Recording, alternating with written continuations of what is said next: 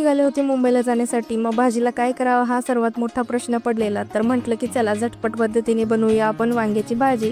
आणि म्हणलं की तुमच्यासोबत ही खूप दिवस झालं काही शेअर केलं नाही, तर ही एक रेसिपी शेअर करूया.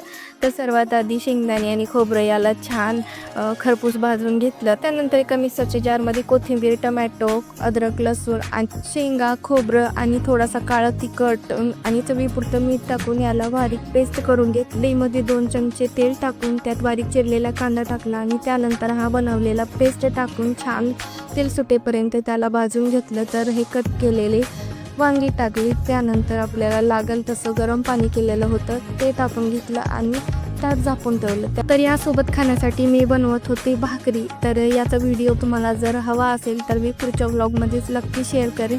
तर छान अशी पातळ भाकरी केलेली होती आणि मस्त अशी वांग्याची भाजी. तर एकदम छान असं जेवण झालेलं होतं.